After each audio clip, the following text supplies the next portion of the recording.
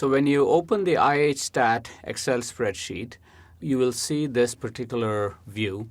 In column A, at the very top, you will see an OEL column, and below that, the place where you will enter your data. And we'll come back to this in a second. In the middle column, in column S, actually, you will see a number of statistics that are being calculated. And we'll come back to these also in a bit. And at the extreme right, you will see 3 stacked graphs. These show the sequential data plot, the log probability plot, and the idealized log normal distribution corresponding to your data set. So in column A, in row 5, you will enter your occupational exposure limit, the OEL, for your particular scenario for your data set. And in this instance, it happens to be 3.5. And again, in column A, starting from row 11, you will begin entering your data points. In this case, I've already entered 20 data points, and these happen to be the same data points that we have used as an example earlier in my lectures. So there are 20 data points starting at 0.75. Once you have entered the data points, you should not change any other part of the spreadsheet. In fact, column A is the only place where you should be changing the spreadsheet. Everything else is to be not touched. Under column S, starting again at row 4, you will see first a set of descriptive statistics. So number of samples is 20, the maximum and minimum and the range. And again, the percent above the OEL. This refers only to the percent of data points above the OEL. And if you recall, we had discussed that there were only 2 data points, and you can see them in column A, row 23 and 24, 7.43 and 3.52. These are the only ones that are above the OEL of 3.5. So that's 2 out of 20 data points, so that's 10%. It does not refer to the percent of the exposure distribution above the OEL. It refers to only the number of data points above the OEL in your data set.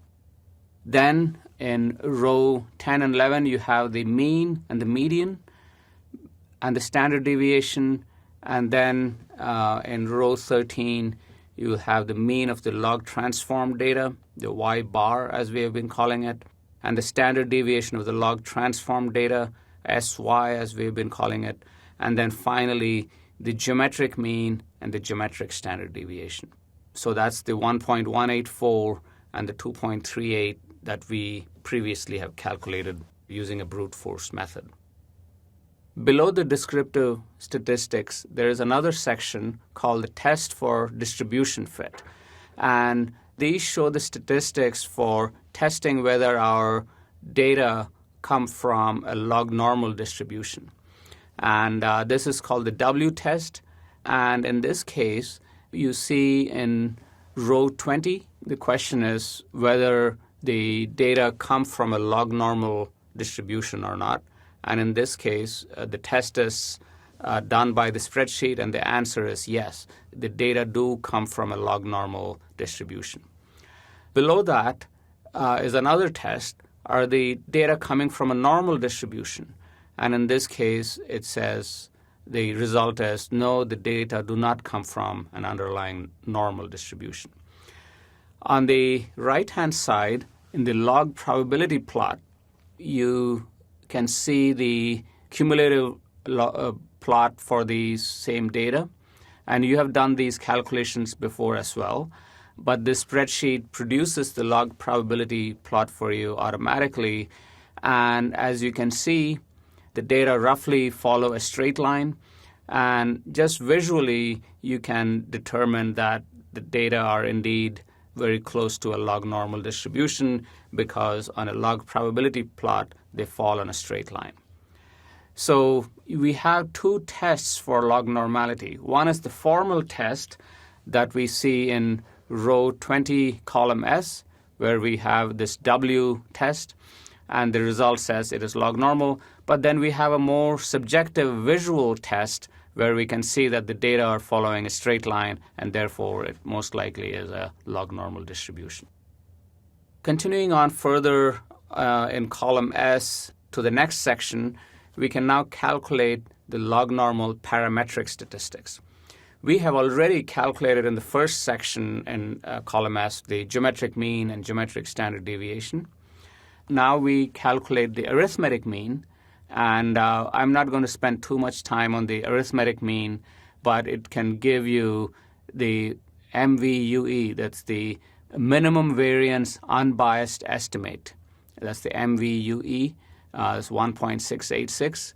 And if you look above in row 10, which is the straightforward calculation of the arithmetic mean, is 1.715, the MVUE estimate, 1.686, is not too far from 1.715. But what we are really interested in is now the 95th percentile. And the spreadsheet calculates it for you directly, so it's 4.9. It also calculates for you the upper tolerance limit to the 95% confidence 95th percentile estimate. And so that is 9.521 in this case. So we have both the point estimate and the UTL of the estimate. We have calculated the exceedance fraction previously as 10.62.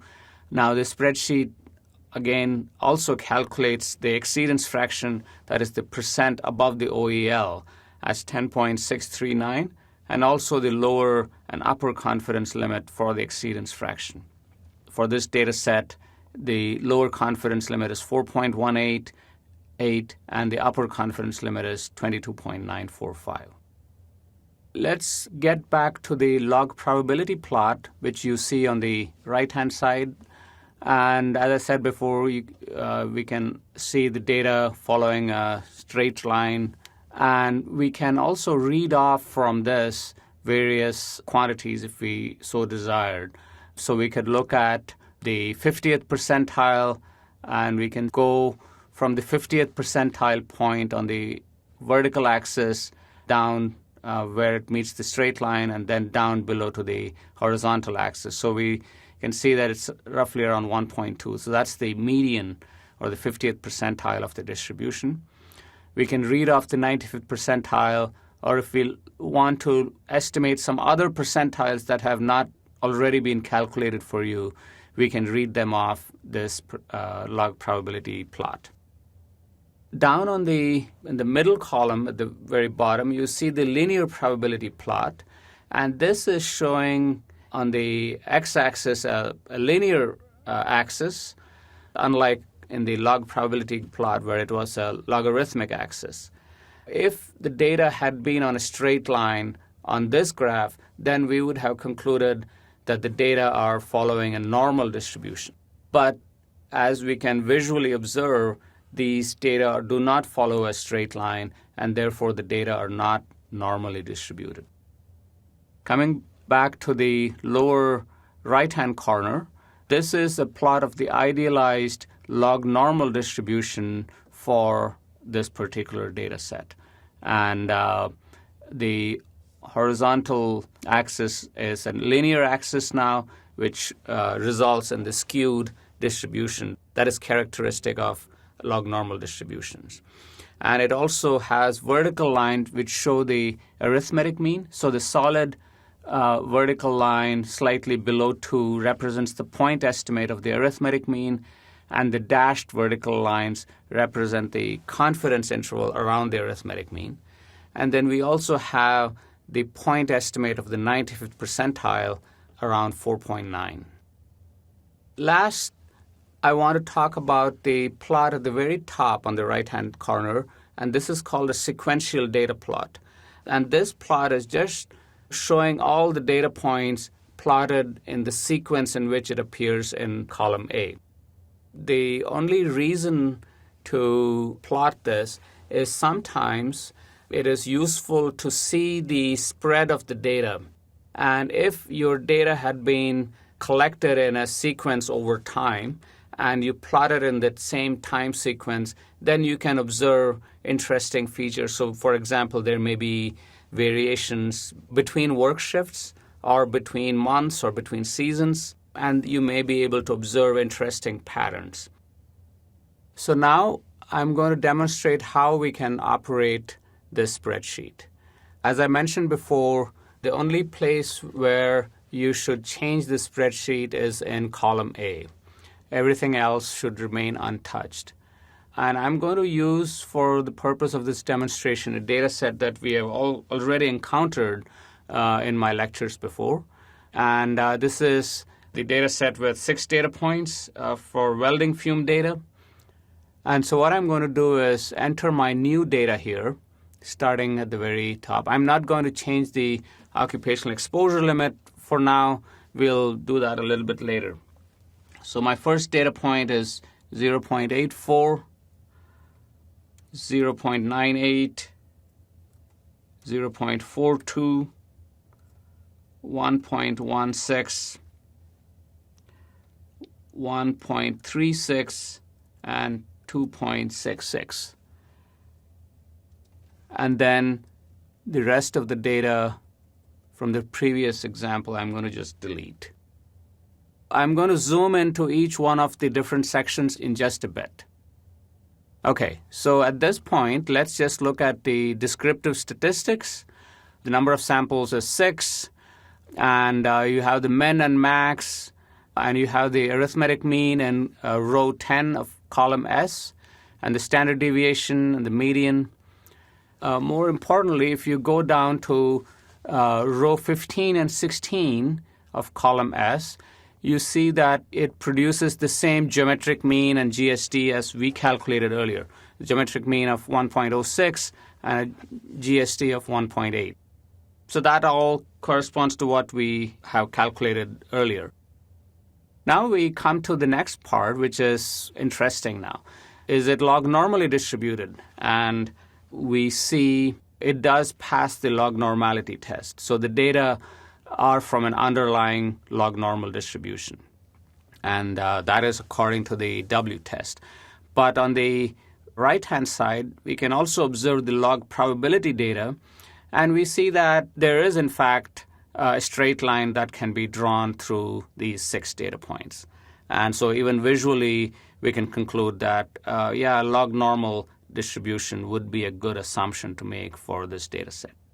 Interestingly, if we now look further down into row 22 and 23 in column S, the data set also passes a normality test. This is something we frequently encounter. So if we have a large data set like the data set of 20 that we had discussed earlier, then the data are sufficiently large in number that it will be either log normal or normally distributed. But when you have a small data set, we can fit basically any distribution, in this case, both the normal and the log normal distribution. So in the lower left-hand part of this screen, you will see the linear probability graph, and you can see that we can indeed fit a straight line through these data even on a linear probability plot, therefore showing that the data set also fulfills the criteria for a normal distribution. So when you have few data points, in fact, this problem will become more acute the smaller and smaller our data set gets. If you have 2 or 3 data points, or sometimes if you have just 1 data point, it can fit any distribution you want. And that's what we are observing here. But in any case, the data do fit a log probability plot, and they meet the log normality assumption. If you now carry on down column S, we see the point estimate of the 95th percentile in row 30, and then the upper tolerance limit of the 95th percentile. So the 95th percentile is 2.8, as we had calculated before, and the upper tolerance limit is around 10, as we had also calculated before. So we have that being reproduced here. Then further, we can calculate the exceedance fraction, the percent above the exposure limit. So we have about 2.4% point estimate of the exceedance fraction, and then the lower and upper confidence limit for the exceedance fraction. all these calculations have been assuming an OEL of 3.5, which you see in column A, row number 5. Now let's see what happens if I change the OEL. So first I'm going to change the OEL to 1. So the data points have not changed, and so none of the descriptive statistics for the distribution itself are going to change. The only things that are going to change are the exceedance fraction, that is the percent above the OEL, both for the data set as well as for the underlying exposure distribution. So if you now go to column S, row 9, percent above the OEL for the data set, it says 50%.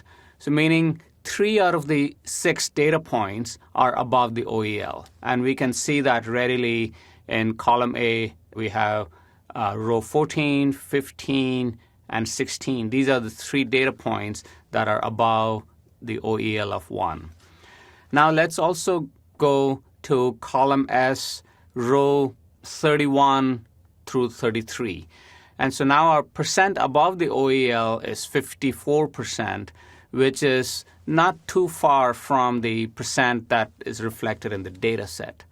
But all the other statistics remain the same. You know, the log normality tests, the geometric mean, GSD, the 95th percentile, none of those obviously will change because we have only changed the occupational exposure limit.